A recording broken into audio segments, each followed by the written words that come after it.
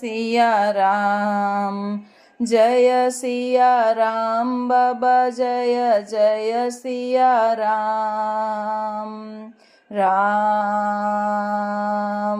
राम राम। संक्षिप्त आनंद रामायण मनोहर कांड सर्ग 9। माघ मास की शुक्ल पंचमी से वैशाख मास की शुक्ल पंचमी तिथि तक होने वाली श्री राम की दोला यात्रा का उत्सव। श्री पंचमी में पूजन का महात्म्य। चैत्र मास की पवित्र तिथियों में श्री राम पूजन की महिमा। राम नवमी तिथि का महात्म्य। प्रपादान की महिमा। अक्षय तृतीया व्रत, अशोक कलिका आदि व्रतों का वर्णन। राम नवमी में श्री राम के विशेष पूजन का विधान। दोलारोहणोत्सव विधि। चैत्र मास स्नान का उद्यापन तथा वैशाख मास में विभिन्न तिथियों में किए जाने वाले श्री राम पूजन का वर्णन। विभिन्न कामनाओं से भिन्न भिन्न देवताओं का पूजन। राम मंत्र की महिमा। विष्णुदास बोले, हे गुरु, भगवान श्री राम की विशेष पूजा किस समय करनी चाहिए, वह समय आप मुझे बताने की कृपा करें। श्री रामदास बोले, हे शिष्य, सुनो, मैं वह मंगलदायक समय बताता हूँ जब श्री रामचंद्र जी की विशेष रूप से पूजा की जाती है। माघ मास के शुक्ल पक्ष की जो पंचमी तिथि है, वह अत्यंत पुण्यदायिनी तिथि है। वह पावन तिथि तीनों लोकों में श्री पंचमी के नाम से विख्यात है। तब से लेकर जब तक वैशाख मास के कृष्ण पक्ष की पंचमी तिथि आए, अर्थात 2.5 मास तक अत्यंत महोत्सव पूर्वक श्री राम की पूजा करनी चाहिए। माघ मास के कृष्ण पक्ष की चतुर्थी से चैत्र मास के शुक्ल पक्ष की नवमी पर्यंत 81 दिनों तक फलाहार का सेवन करें। हे द्विज, कुछ लोग श्री सीताराम का नित्य पूजन करते हैं। उनके लिए मास की पूर्णिमा तिथि को पूर्ण समापन तिथि जानना चाहिए। प्रतिदिन श्री राम को रथ आदि वाहनों पर विराजमान कर अत्यंत महोत्सव के साथ भेरी दुंदुभी के घोष तथा महावाद्यों की ध्वनि के साथ बड़े ही समारोह के साथ आम के उद्यान के मध्य में ले जाएं। उस समय साथ में यात्रा में नर्तकियां नृत्य गीत करते हुए चले। रथ के ऊपर छत्र चामर झलाएं। मार्ग में स्थान स्थान पर तोरण द्वारा बने रहे। भगवान के वाहन के ऊपर विविध प्रकार के पुष्पों की वर्षा होती रहे। ब्राह्मण जन विविध प्रकार के स्तोत्रों का पाठ करते हुए चले। विविध प्रकार के सुगंधित द्रव्यों का मार्ग आदि में छिड़काव होता रहे। अनेक प्रकार के मांगलिक द्रव्यों खील आदि की अंजलियां छोड़ी जाती रहे। विविध प्रकार के फूलों से निर्मित रंगों तथा स्नेह हृदयों का छिड़काव होता रहे। विविध फव्वारों के जल से सिंचन होता रहे। स्त्रियां सुंदर सुंदर मधुर गायन करती हुई चले। ब्राह्मण वेद घोष करते हुए चले और भगवान का धूप तथा वर्तिका आदि से निराजन होता रहे। इस प्रकार से आम्रोद्यान में पहुंचकर वहां आम के वृक्ष के बंधे हुए हिंडोले पर श्री राम की उत्सव मूर्ति को विराजमान करना चाहिए। हाथी पर पुष्पक विमान से शेष की सवारी से घोड़े के ऊपर रथ के द्वारा गरुड़ की पीठ पर सिंहासन पर अथवा पालकी पर अथवा हनुमान जी के कंधों पर इस प्रकार से 9 वाहनों में से किसी एक पर विराजमान कर रघुत्तम श्री राम को वहां ले जाना चाहिए। आम के बगीचे के मध्य में जहां अनेक प्रकार के वृक्ष लताएं और पुष्प खिले हुए हो, वहां की भूमि को चंदन से अनुलिप्त करे और उस पर पुष्प बिछाए। उस भूमि को विविध प्रकार के शुभ वस्त्रों से आच्छादित करे। वहां मध्य में एक उत्तम सिंहासन रखे। आम्र वृक्ष की डाली पर सुदृढ़ श्रृंखलाओं से हिंडोला बांधकर लटका दे। वहां पर श्री राम तो भद्र की संरचना कर उसके मध्य में श्री रामचंद्र जी का पूजन करे। 9 प्रकार के पुष्पों तथा विविध उपचारों से उनकी पूजा करे। सीता के साथ बंधु बांधवों तथा सुग्रीव आदि की पूजा करे। तदंतर जिस प्रकार से बालकों को धीरे धीरे पालने में झुलाया जाता है, वैसे ही भगवान को झूला झुलाएं। उस समय अनेक नर्तकियां प्रसन्नता पूर्वक उनके समक्ष नृत्य करे। गायक लोग मधुर गायन करे और नट आदि नृत्य करे। विविध प्रकार के वाद्यों को बजाया जाए और सुगंधित धूप जलाया जाए। सीता के साथ रघुनंदन श्री राम पर पंखा जला जाए और कीर्तन आदि के द्वारा महान उत्सव बनाए। पूर्व की भांति ही श्री राम आदि का पूजन करे और फिर उन्हें घर की ओर वापस ले जाएं। घर पहुंचकर मंगल कलशों तथा दीपक आदि से उनकी अभ्यर्थना करे। इस प्रकार से 2.5 मास तक प्रतिदिन श्री राम आदि को आम्र वृक्ष के समीप ले जाकर विस्तार पूर्वक उनका पूजन करे। जब श्री राम और सीता को घर से बाहर ले जाना हो तो दृष्टि दोष बचाने के लिए उन दोनों की आंखों के नीचे अंगुली के द्वारा कस्तूरी का काली बिंदी लगा दे। हे शिष्य, इस प्रकार से मैंने दोला पूजन की विधि तुम्हें बताई है। यहाँ जो विशेष बात है वह मैं तुम्हें बताता रहा हूँ, उसे सुनो। बसंत पूजा से एक दिन पूर्व माघ शुक्ल चतुर्थी को विघ्न विनायक गणेश जी का पूजन करे और नक्त व्रत करे। जो माघ मास की चतुर्थी तिथि को ढूंढीराज गणेश की पूजा करते हैं और उस दिन उपवास रखते हैं, उनकी वह पूजा असुरों पर विजय दिलाने वाली है। उस दिन विघ्नराज का पूजन कर रात्रि में जागरण करना चाहिए। इस चतुर्थी का नाम कुंद चतुर्थी है। इस दिन कुंद पुष्पों से विघ्नराज का पूजन करना चाहिए। माघ मास के शुक्ल पक्ष की जो पंचमी तिथि है उसे श्री पंचमी के नाम से जानना चाहिए। वह अत्यंत मंगलकारिणी है। उस दिन रामनाथ श्री राम जी की देवी सीता के साथ पूजा करनी चाहिए। माघ शुक्ल चतुर्थी को श्री सीता देवी से वर की अभिलाषा रखकर पंचमी को अपनी समृद्धि के लिए कुंद पुष्पों से पूजन करना चाहिए। उस अवसर पर श्री राम को डोला पर विराजमान कर आम्र वृक्ष के मूल में ले जाकर वहां सीता राम की पूजा करे अथवा अपने घर पर ही करे। सुगंधित तेल आदि द्रव्यों से उपटन लगाएं और फिर तीर्थों के पवित्र जल से उन्हें स्नान कराएं। तदंतर सुंदर सुंदर वस्त्रों को समर्पित कर भक्ति पूर्वक उन दोनों की पूजा करे। उस समय नाना प्रकार के मंगलोच्चार होते रहे। वसंत ऋतु में उत्पन्न पुष्पों से उनका पूजन करे। अपने कल्याण की इच्छा रखने वाले को चाहिए कि वह उस समय अनेक प्रकार के दानों को दे। तदंतर सभी लोग नाना प्रकार के सुगंधित मंगल द्रव्यों को ग्रहण कर एक दूसरे के ऊपर छिड़के। यह सेचन महान मंगल को देने वाला होता है। तदंतर विविध प्रकार के मिष्टान द्रव्यों से ब्राह्मणों को भोजन कराएं और मित्रों के साथ स्वयं भी मिष्टान ग्रहण करें। लोगों को चाहिए कि वसंत ऋतु में एक दूसरे को भोजन कराएं और आनंद ले। माघ मास के शुक्ल पक्ष की पंचमी तिथि बसंत पंचमी कहलाती है। वह महान पुण्यों को देने वाली है। इस प्रकार माघ मास के शुक्ल पक्ष की पंचमी लेकर वैशाख मास की पंचमी तक प्रत्येक पक्ष में पंचमी तिथि को श्री राम का इसी प्रकार पूजन करें।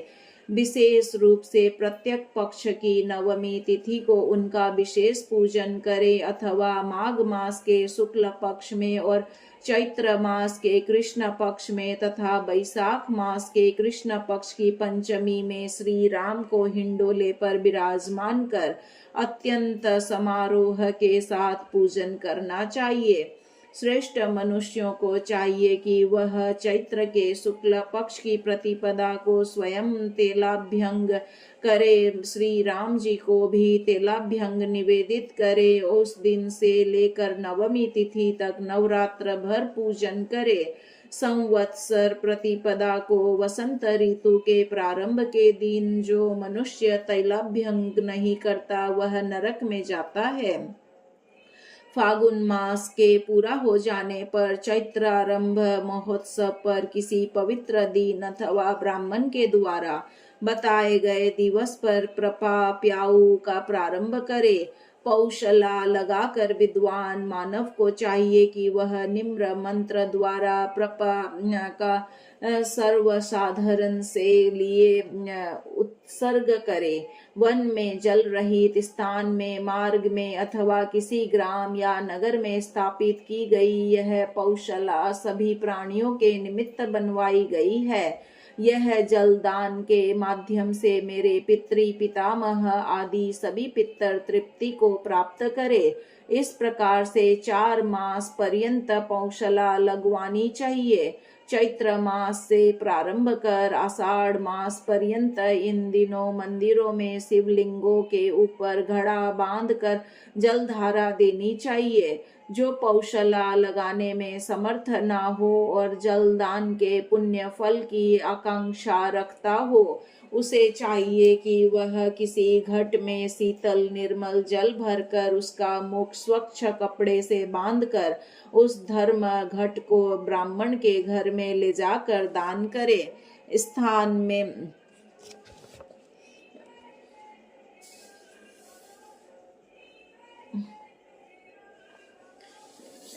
साथ में तांबूल, फल, अन्न तथा दक्षिणा भी देनी चाहिए। धर्म घट के दान के समय निम्न मंत्र बोलना चाहिए। एष धर्म घटो दत्तो ब्रह्म विष्णु शिवात्मक अस्य प्रदानात् सफल सर्वे सन्तु मनोरथाः। अर्थात ब्रह्मा, विष्णु तथा शिव स्वरूप इस धर्म घट का मैं दान कर रहा हूँ। इस दान के प्रभाव से मेरे सभी मनोरथ परिपूर्ण हो जाएं। इस प्रकार के विधान से जो धर्म घट का दान करता है उसे प्रपादन पौशला लगाने का फल प्राप्त हो जाता है। इसमें कोई संदेह नहीं है। चैत्र मास के शुक्ल पक्ष तृतीया तिथि को कुमकुम, अगरु, कर्पूर, मणि, वस्त्र, धूप, माला, रौरी, दीपक तथा विशेष रूप से दोनों के फूल से भगवान श्री सीताराम का पूजन करना चाहिए।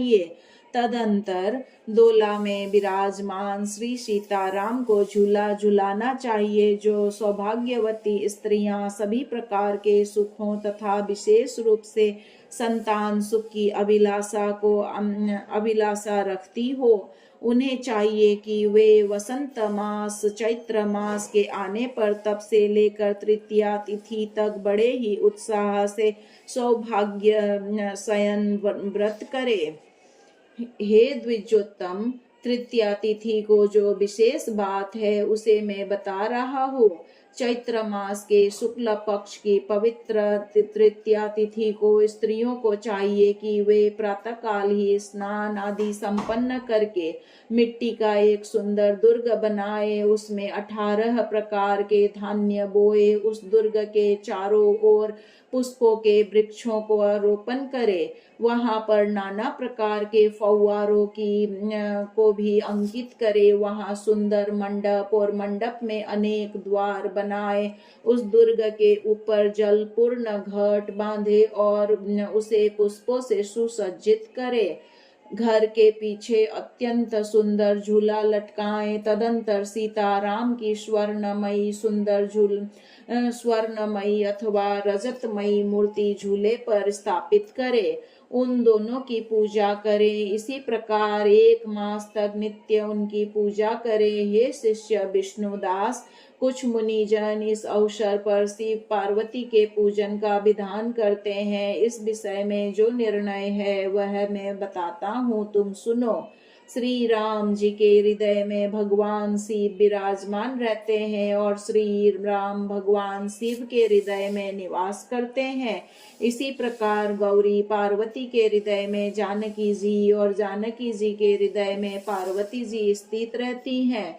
इनमें कभी कोई भी भेद नहीं है। जो भगवान श्री राम और भगवान शिव तथा देवी सीता और पार्वती जी में भेद मानते हैं, उनका रौरव नरक में वास होता है। अतः चैत्र मास की तृतीया तिथि को श्री सीताराम जी का पूजन करना चाहिए। सुवर्ण अथवा रजतमयी प्रतिमा बनाने की सामर्थ्य न हो तो तांबे की अथवा काष्ठ की प्रतिमा बनाकर पूजा करनी चाहिए, अथवा अपनी सुविधा अनुसार पत्थर की ही मूर्ति बना ले। प्रतिदिन मंगल द्रव्यों से पूजन करे। स्त्रियों को चाहिए कि चैत्र मास भर विशेष रूप से सीता तीर्थ में अवश्य स्नान करे। यह स्नान शीतल स्नान कहलाता है। उस पृथ्वी में जहाँ जहाँ भी श्री राम तीर्थ है, बाई और सर्वत्र श्री सीता द्वारा निर्मित श्री सीता तीर्थ जानना चाहिए।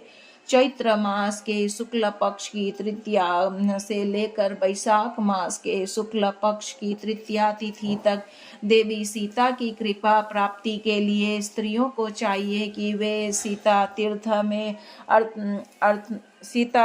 में जाकर शीतला संज्ञक स्नान अवश्य करे।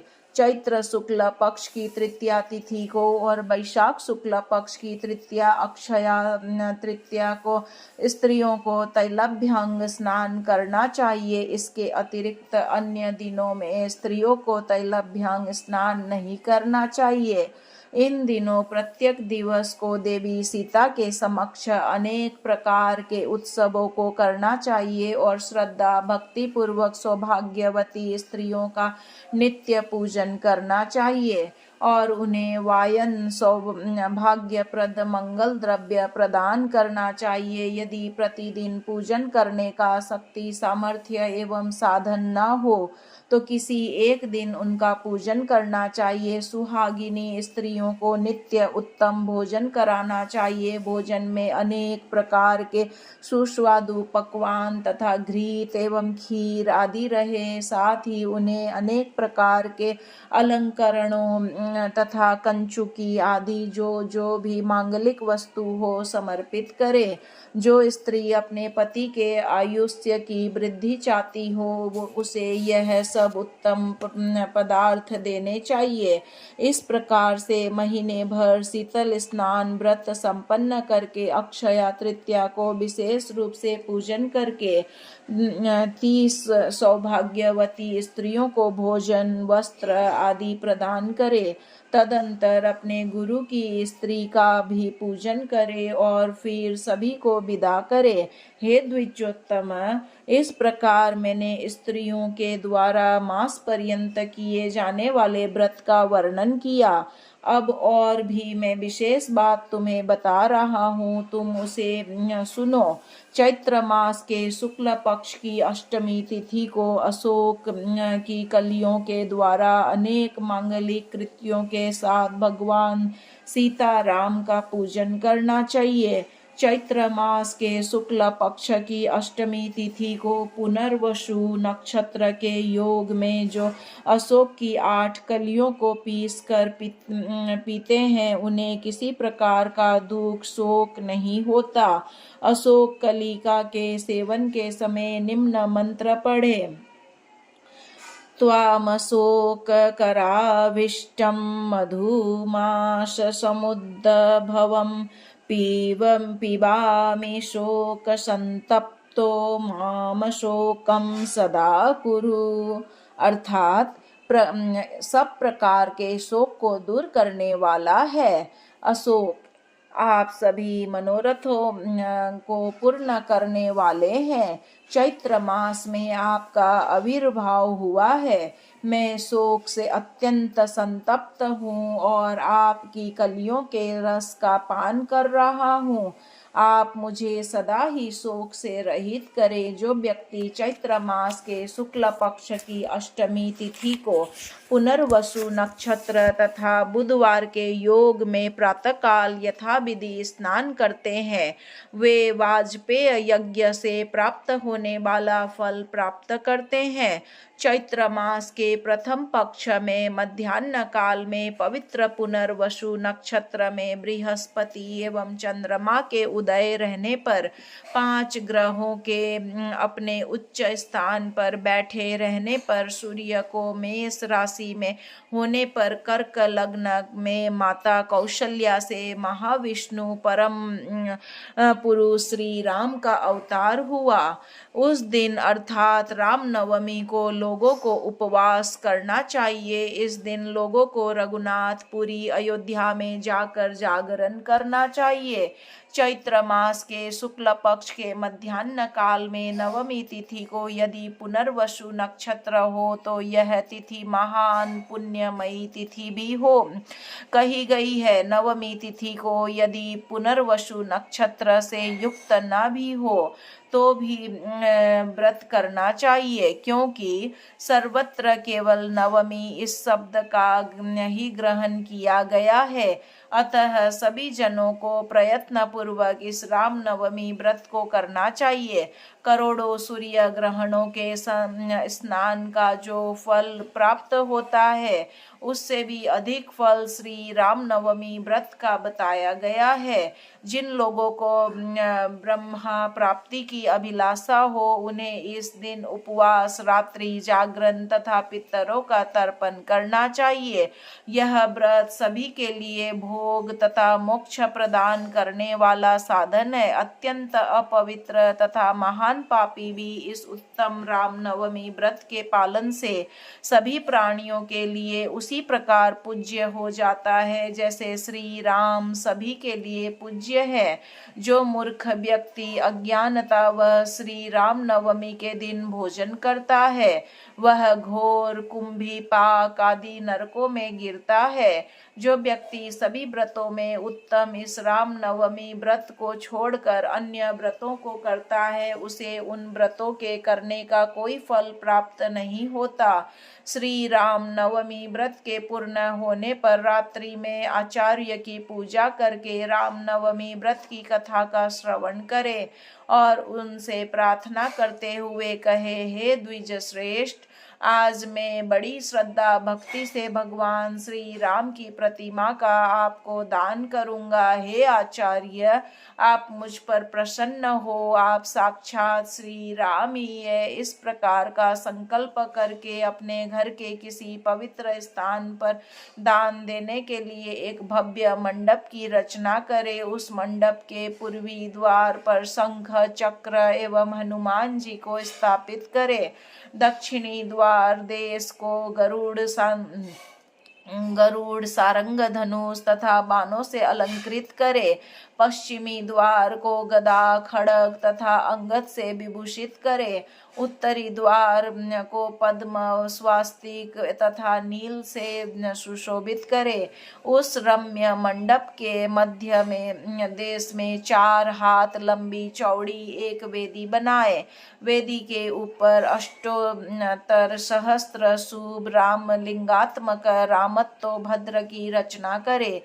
हे द्विज विष्णुदास, तदंतर श्री रामचंद्र जी का स्मरण ध्यान करते हुए इस प्रकार का संकल्प करे कि इस राम नवमी व्रत के उपलक्ष्य में मैं भगवान श्री राम की आराधना में तत्पर होते हुए 8 यामों में उपवास करता हुआ और श्री राम जी की यथाविधि पूजा करने के अनंतर भगवान श्री राम जी की कृपा प्राप्ति के लिए इस स्वर्णमयी प्रतिमा को श्री राम भक्त विद्वान ब्राह्मण को प्रदान करूंगा। इससे भगवान श्री राम मुझ पर प्रसन्न हो और वे शीघ्र ही मेरे उन समस्त पापों का हरण कर ले जो मैंने अनेकों जन्मों जन्मांतरों में अभ्यासवश किए हो। भगवान श्री राम की स्वर्णमयी प्रतिमा एक पल के मान के बराबर बनानी चाहिए। प्रतिमा में भगवान के 2 हाथ बने हो, उनके बाम भाग में जानकी जी बैठी हो, प्रतिमा का बायां हाथ सुंदर ज्ञान मुद्रा से सुशोभित हो, श्री राम बाएं हाथ से देवी सीता का आलिंगन किए हो। इस प्रकार की प्रतिमा 2 पल चांदी से निर्मित सिंहासन पर विराजमान करे। जो सामर्थ्यहीन हो वह अपनी शक्ति के अनुसार 1 पल, आधे पल अथवा उसके भी आधे पल से स्वर्ण की अथवा चांदी की श्री राम जी की प्रतिमा बनाए। श्री राम जी के दोनों अगल बगल हाथ में छत्र तथा चंवर लिए हुए भरत तथा शत्रुघ्न बने हो। 2 धनुष धारण किए हुए लक्ष्मण जी को भी सिंहासन के पीछे स्थापित करे। माता कौशल्या जी की गोद में विराजमान इंद्र नीलमणि के समान नील आभा वाले श्री राम जी को सर्वप्रथम पंचामृत से स्नान कराकर विधिवत उनकी अर्चना करे। विद्वान पुरुष को चाहिए कि उन्हें अशोक के पुष्पों से समन्वित अर्घ्य जल निम्न मंत्र से प्रदान करे।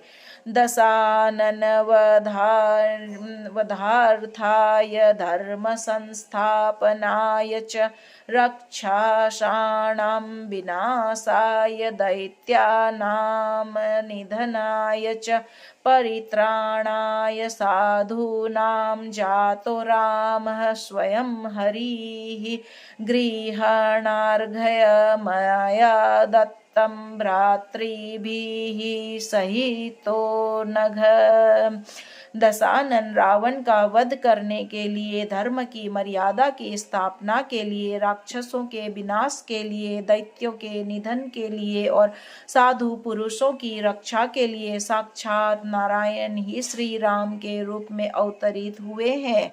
हे निष्पाप, आप मेरे द्वारा दिए गए इस अर्घ्य को सभी भाइयों सहित स्वीकार करे। इस प्रकार से दिन में पूजन आदि कृत्य संपन्न करके उस रात्रि में जागरण करना चाहिए।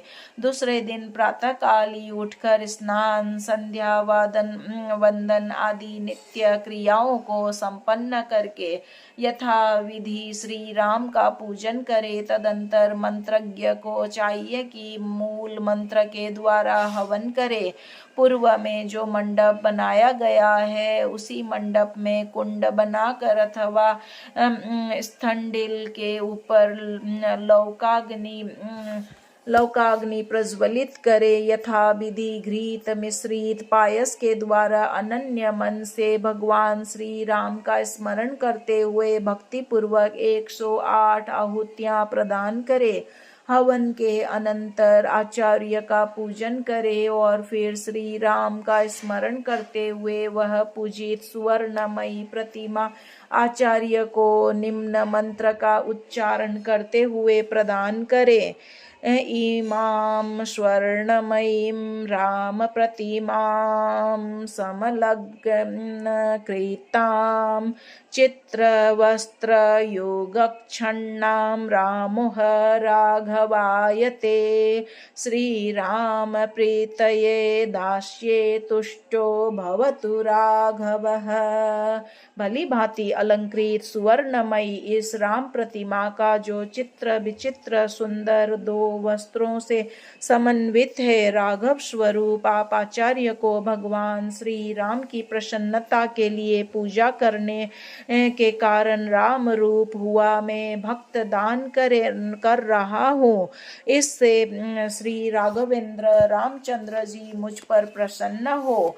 इस प्रकार से विधि पूर्वक प्रतिमा का दान करने के अनंतर दक्षिणा में भूमि प्रदान करे। इस प्रकार करने से वह पूजक ब्रह्म हत्या आदि महान पातकों से मुक्त हो जाता है, इसमें संदेह नहीं है। श्री रामदास बोले, हे शिष्य विष्णुदास, चैत्र मास में शुक्ल पक्ष की नवमी तिथि को अर्थात राम नवमी को भगवान श्री राम की प्रसन्नता के लिए भगवान श्री राम की प्रतिमा का ब्राह्मण को दान करना चाहिए। चैत्र मास में अन्य भी जो विशेष कृत्य है उन्हें मैं बता रहा हूँ, तुम सुनो।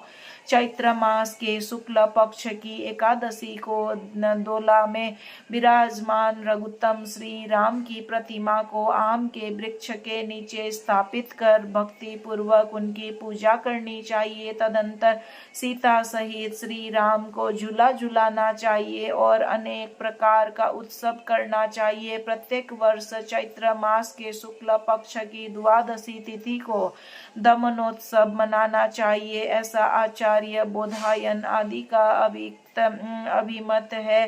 कार्तिक मास में व्रत, चैत्र मास में दोलारोहण, श्रावण मास में तंतु पूजन और चैत्र मास में दमन रोपण महोत्सव जो नहीं करता उसकी अधोगति होती है। प्रतिपदा तिथि को अग्नि, द्वितीया तिथि को ब्रह्मा, तृतीया को गिरिजा, चतुर्थी को गणेश, पंचमी को नाग, षष्ठी को कार्तिकेय, सप्तमी को सूर्य, अष्टमी को महेश, नवमी को दुर्गा, दशमी को यमदेव, एकादशी को विश्वदेव, द्वादशी को विष्णु, त्रयोदशी को कामदेव, चतुर्दशी को सर्व और पूर्णिमा को चंद्रमा। इनकी अपनी अपनी तिथियों में पूजा करनी चाहिए।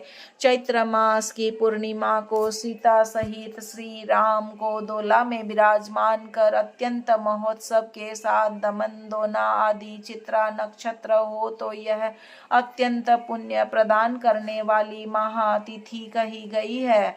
स्नान, दान, जप आदि के लिए यह तिथि सभी तिथियों में श्रेष्ठ है। स्त्रियों को इस दिन विविध प्रकार के चित्र विचित्र वस्त्रों का दान करना चाहिए, इसमें सौभाग्य की वृद्धि होती है। अत्यंत महोत्सव पूर्वक सुंदर सुंदर वस्त्रों के द्वारा श्री सीताराम का श्रृंगार करना चाहिए। शनिवार, रविवार अथवा बृहस्पतिवार को यदि चैत्र की पूर्णिमा पड़े तो इस दिन स्नान तथा श्राद्ध आदि करने से अश्वमेध यज्ञ का पुण्य प्राप्त होता है।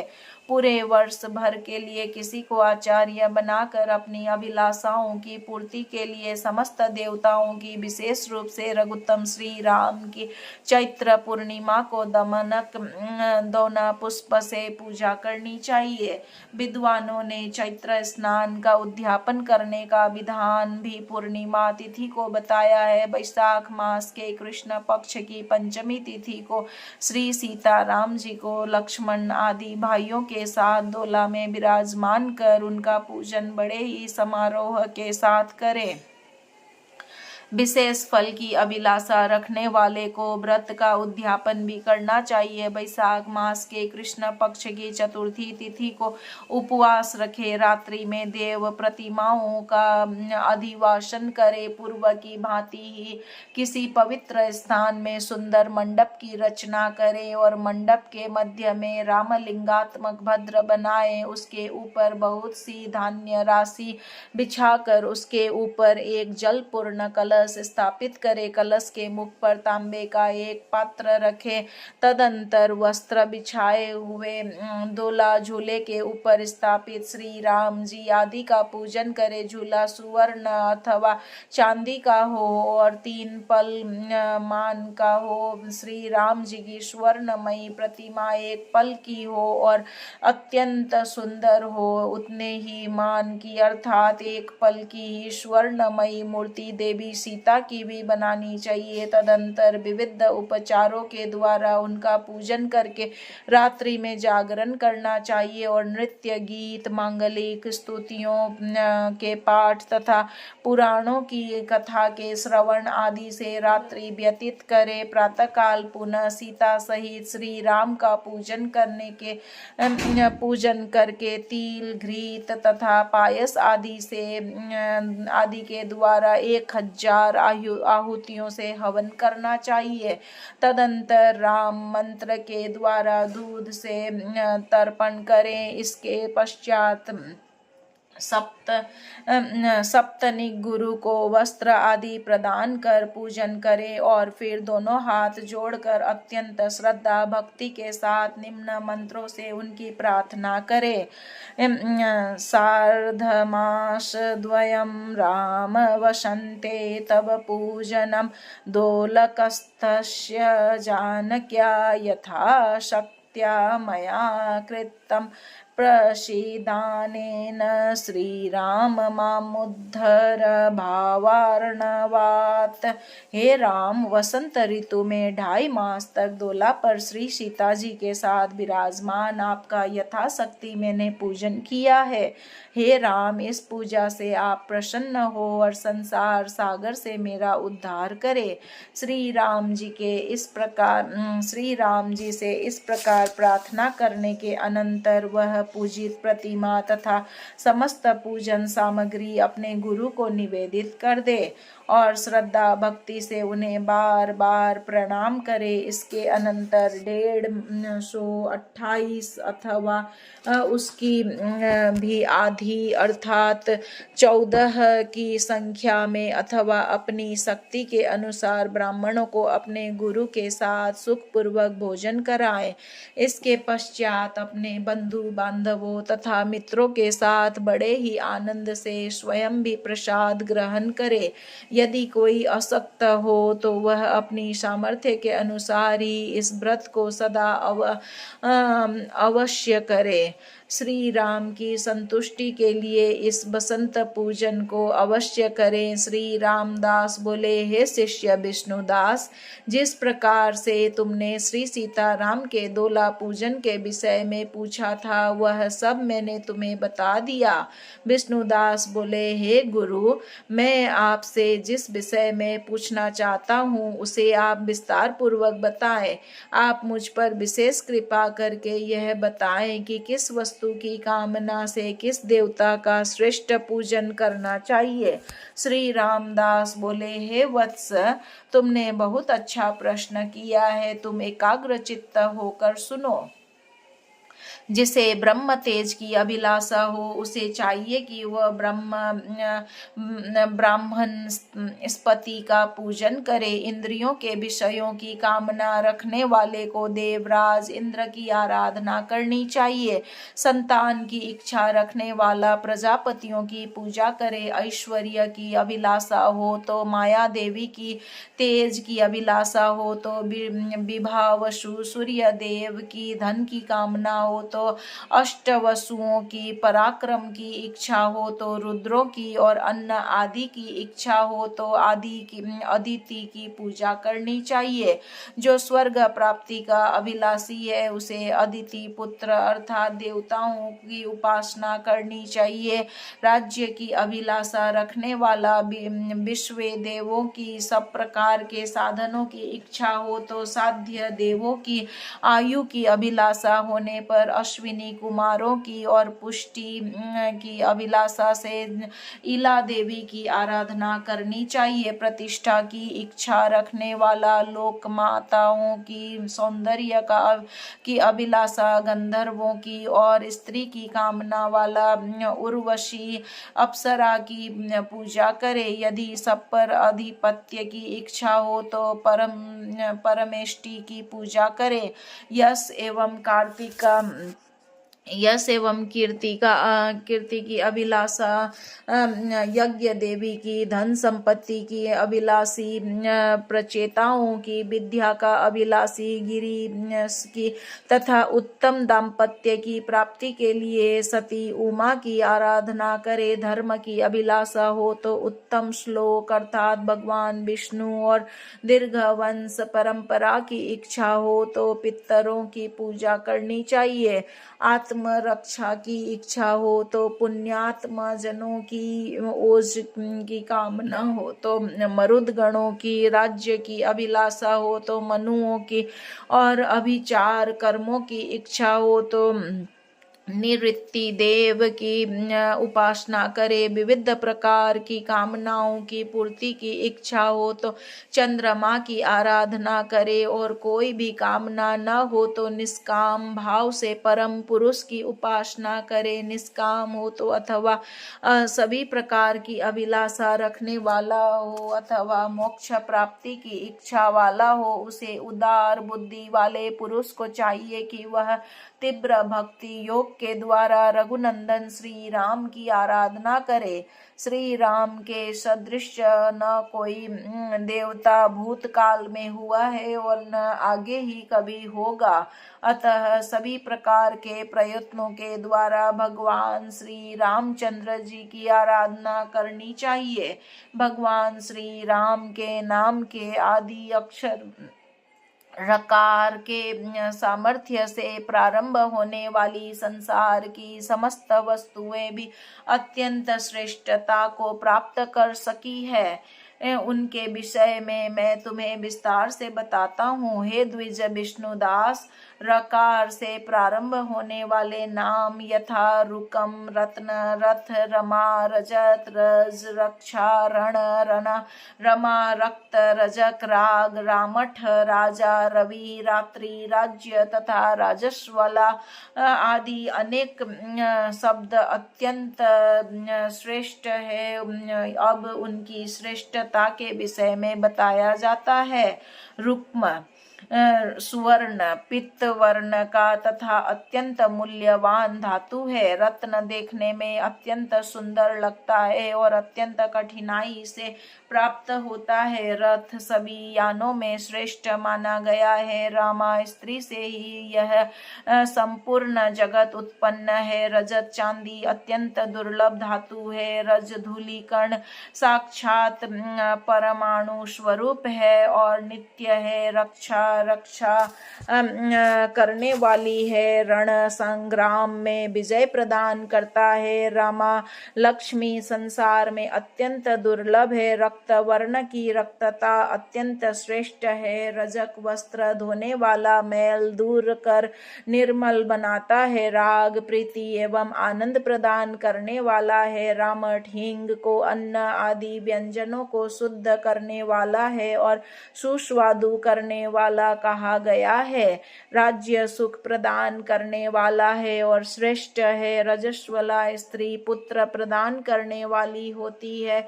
इस प्रकार से रकार राम नाम से प्रारंभ होने वाली जितनी भी वस्तुएं हैं वे सभी इस पृथ्वी में श्रेष्ठ कही गई है। हे विष्णुदास, राम के रकार सामर्थ्य से ही ये सब श्रेष्ठ कही गई वस्तुएं मैंने तुम्हें बतलाई है।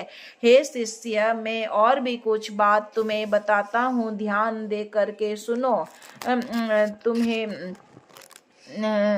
मैंने राम नाम से अंकित जिस शुभ मुद्रा के विषय में तुम्हें बताया था वैसी मुद्रा अन्य किसी भी दूसरे देवता की नहीं है।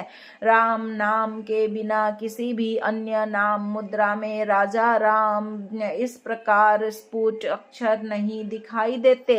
यह एक अद्भुत बात है। हे द्विज श्रेष्ठ, इसमें श्री राम का ही प्रभाव है, ऐसा तुम्हें समझना चाहिए।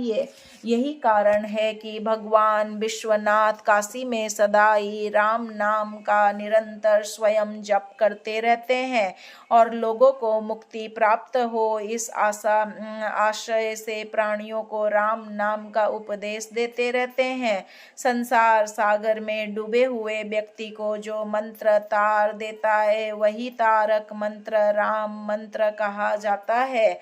यह राम नाम का मंत्र ही तारक मंत्र कहलाता है। यही कारण है कि देवेश्वर भगवान शिव अंतिम समय में मरणासन्न व्यक्ति के कान में राम इस मंत्र का उपदेश करते हैं। इसीलिए अंतिम समय में मानव लोग उस प्राणी की मुक्ति के लिए राम राम कहो इस प्रकार से उससे बार बार कहते हैं। इतना ही नहीं, शव का वाहन करने वाले लोग लोग शव यात्रा के समय मार्ग में उस शव की मुक्ति के लिए राम का नाम ही निरंतर लिया करते हैं। राम नाम के समान श्रेष्ठ मंत्र न कोई भूतकाल में था और न कोई आगे ही होगा। भगवान शंकर भी राम नाम का निरंतर जप करते रहते हैं। देवी पार्वती, देवर्षि नारद तथा वायुपुत्र हनुमान आदि भी निरंतर राम नाम का ही कीर्तन किया करते हैं।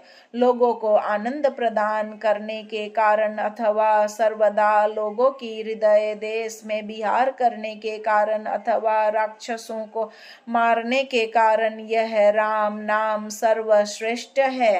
राम इस शब्द में आदि वर्ण रकार रसातल से, आकार भूमंडल से और मकार महलोक से प्रादुर्भूत है। इस प्रकार से यह राम नाम त्रिवर्णात्मक है। भगवान श्री राम जी अपने राम इस नाम के रकार के द्वारा अपने भक्त की संसार सागर से रक्षा करते हैं।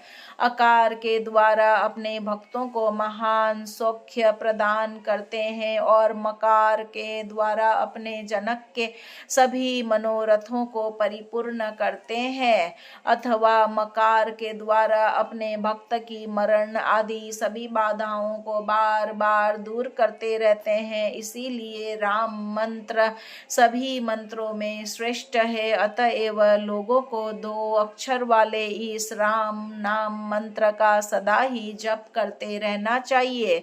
सर्ग 9 यहाँ संपूर्ण हुआ। श्रीमन्नारायण नारायण नारायण भजमन हरि नारायण नारायण नारायण।